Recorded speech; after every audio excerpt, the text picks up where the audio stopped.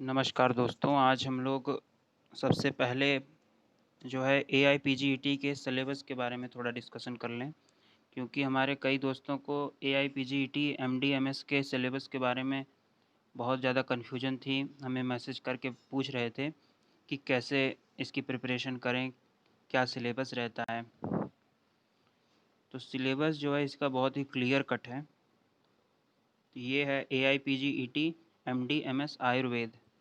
इसमें 4 होते हैं, लेकिन ये आयुर्वेद का ही है जो कि बीएमएस के बाद होता है। तो 40% क्वेश्चन जब भी एग्ज़ाम होगा, 40% चाहे जितने भी मार्क्स का हो, वो चरक संहिता से आएगा। Means it is major portion of the whole syllabus.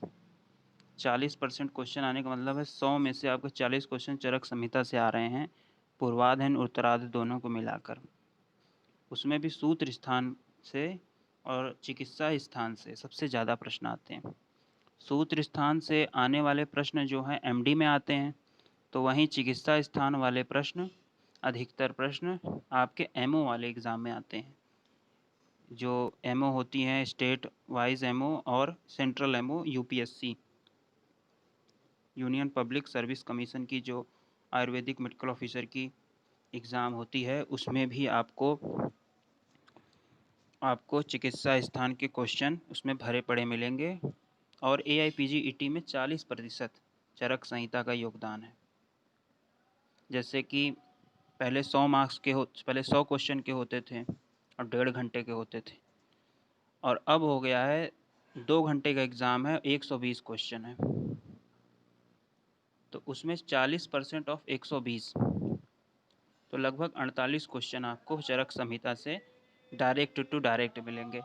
इसमें कोई करंट अफेयर जैसी चीज़ नहीं है, कोई बदलाव नहीं होता। मतलब जो जैसा लिखा हुआ है उसको वैसे ही पढ़ना है आपको। इसके बाद आ रहा है कि अगला 20% जो है, यानी लगभग 24 क्वेश्चन, 120 में से 24 क्वेश्चन आपके सुश्रुत और वाग्भट। सुश्रुत संहिता और वाग्भट में 2 संहिताएं हैं। आपकी 2 संहिताएं हैं, अष्टांग हृदय और अष्टांग संग्रह। तो 20% सवाल आपके अष्टांग हृदय से और अष्टांग संग्रह और सुश्रुत तीनों को मिलाकर 20% आते हैं। जब आप देखेंगे कि जब आप चरक संहिता और सुश्रुत संहिता पूरी पढ़ लिए, तो अष्टांग हृदय केवल 18 पन्नों का एक नोट्स बचा रहा। तो जल्दी ही सुश्रुत संहिता की भी क्लास स्टार्ट करने की कोशिश की जा रही है। चरक संहिता हम लोग आज 7वें को ख़त्म कर देंगे। तो सुश्रुत संहिता जो है और वाग्भट संहिता, हम लोग इसमें मेजर सुश्रुत संहिता ही पढ़ेंगे। वाग्भट को केवल 18 अध्यायों में हम लोग पढ़ लेंगे। इसके बाद आ रहा है लघुतरई। लघुतरई जो होती है, लघुतरई इसको बोलते हैं भामाशा, भाव प्रकाश, माधव निदान और सारंगधर संहिता। इससे भी लगभग 15 से 20% क्वेश्चन इससे भी पूछे जाते हैं, तो इनको भी तैयार करने की आवश्यकता है। इनके जो पोर्शन है बहुत ही लिमिटेड पोर्शन है, मतलब पूरी संहिता नहीं पढ़नी, उन संहिताओं का कुछ अंग ही पढ़ना है। कुछ जैसे कि भाव प्रकाश निघंटु में आपको मिलेगा द्रव्य गुण से रिलेटेड बात। निदानों में सर्वश्रेष्ठ है माधव निदान, इसलिए इसको पढ़ा जाएगा। सारंगधर संहिता में लगभग रसशास्त्र वाली चीज़ें ही आपको मेजर पोर्शन रहता है।